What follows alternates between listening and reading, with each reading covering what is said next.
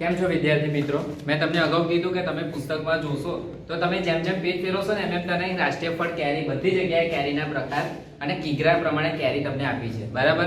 હવે તો તમને કેરીનું નામ શું છે એ તમને ખબર પડી ગઈ હશે. કેમ? કારણ કે દરરોજ હું તમને કહું છું કે પુસ્તક જુઓ અને કેરી જુઓ, બરાબર? અને કેરી બોલું છું જોડે જોડે તમારા મોંમાં પાણી પણ આવતું હશે કે હા, રસપુરીનું અંદર તમે ચિત્ર જુઓ છો તો તમને રસ પીવાની ઈચ્છા થાય છે ને? થતો જ હશે કારણ કે અંદર રસ આપેલો જ છે તમને. અને કેરી જોઈને તમને તમારા ઘરે કેરી આપતી જ હશે એટલે તમે કેરી ખાતા પણ હશો, બરાબર?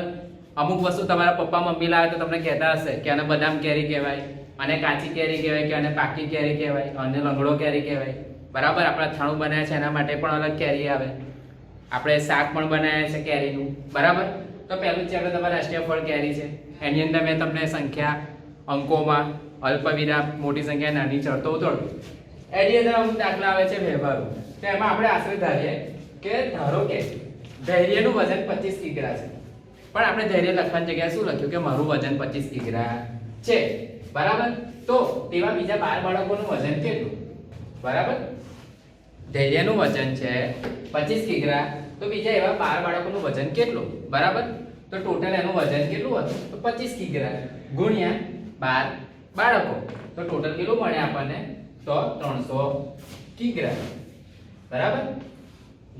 ધૈર્ય નામનો છોકરો છે એટલે ધૈર્યનું આપણે લખ્યું. તો ધૈર્ય શું કહે છે કે મારું વજન 30 કિગ્રા છે. કારણ કે મેં ધૈર્યના પ્રશ્ન ધૈર્ય તારું વજન કેટલું? તો ધૈર્ય ઉભો થઈને શું કહે છે કે મારું 25 કિગ્રા.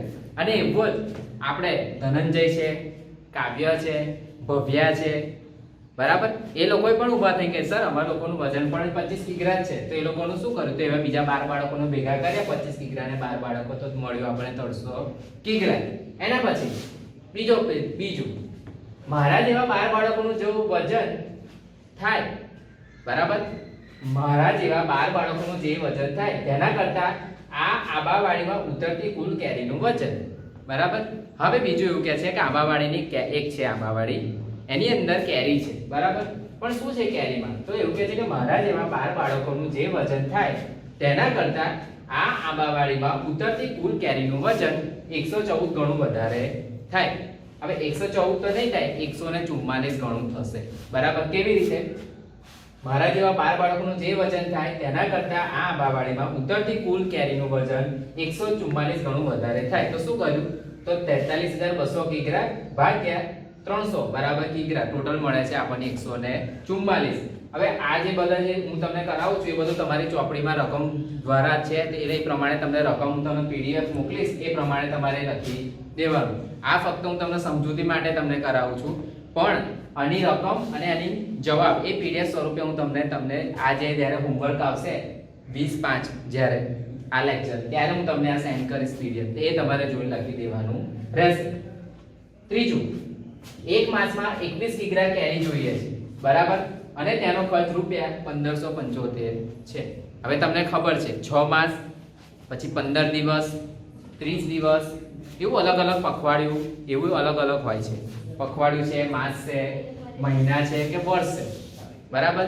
એ પ્રમાણે અલગ અલગ શું હોય છે?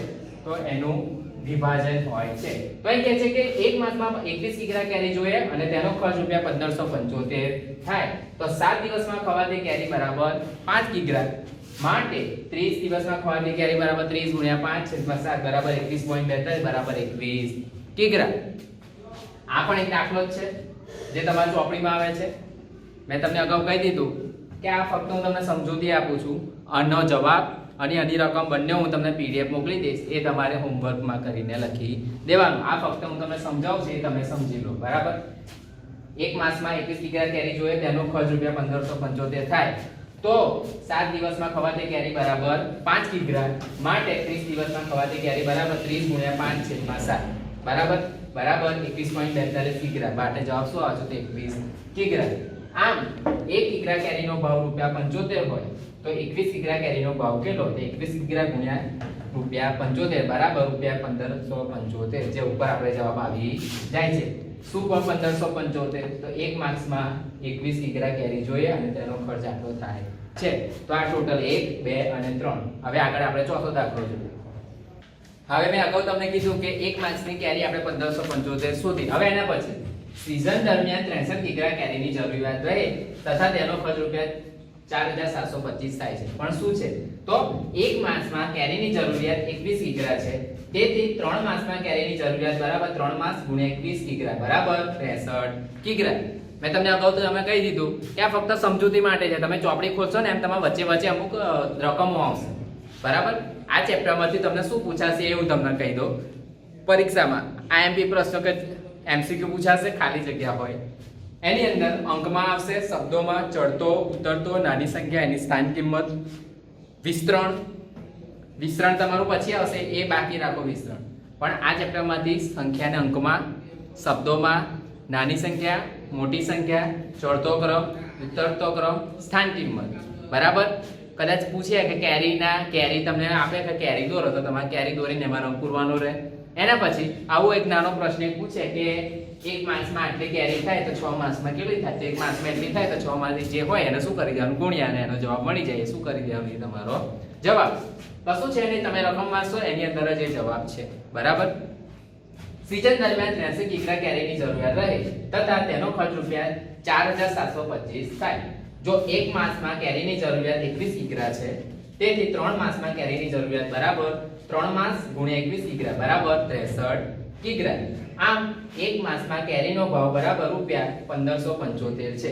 તેથી 3 માસમાં કેરીનો ભાવ બરાબર 3 માસ ગુણ્યા રૂપિયા 1575 માટે રૂપિયા 4725. હવે તમારા વર્ગખંડના વિદ્યાર્થીઓ જે અગાઉ આપણે કર્યું હતું પણ હવે એમાં થોડું વધાર્યું.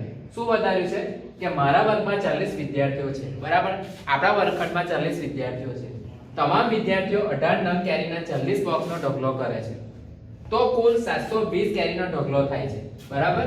કુલ કેટલો થાય છે? 720. પણ કઈ રીતે મળે છે 720? હવે જોઈએ કે 18 નંગ ગુણ્યા 40 બોક્સ. તમે જુઓ છો 18 નંગ શું છે? તમામ વિદ્યાર્થીઓ 18 નંગ કેરીના 40 બોક્સ કરે છે એટલે 18 નંગ ગુણ્યા 40 બોક્સ ટોટલ નંગ કેટલા મળે છે આપણને? તો 720 નંગ. હવે તેમાંથી 10 કેરીની એક એવી 72 ઢગલી થાય છે. 10 કેરીની કેટલી થાય છે? 72. તો ટોટલ કેટલી થાય? તો 720 ભાગ્યા 10 કરી દો તમે તો તમને જવાબ મળશે 72 બરાબર. હવે આ તમને આજે મેં તમને કરાવ્યું બોર્ડ પર એ તમને ખાલી સમજૂતી માટે હતું. હવે હું તમને જે પીડીએફ ફાઇલ મોકલીશ એની અંદર રકમ અને એનો જવાબ હશે એ તમારે લખી દેવાનો છે. આ ફક્ત તમારે સમજૂતી માટે છે. આજનું હોમવર્ક મેં તમને કીધું પીડીએફ ફાઇલ મોકલીશ એ તમારે લખી દેવાનું છે.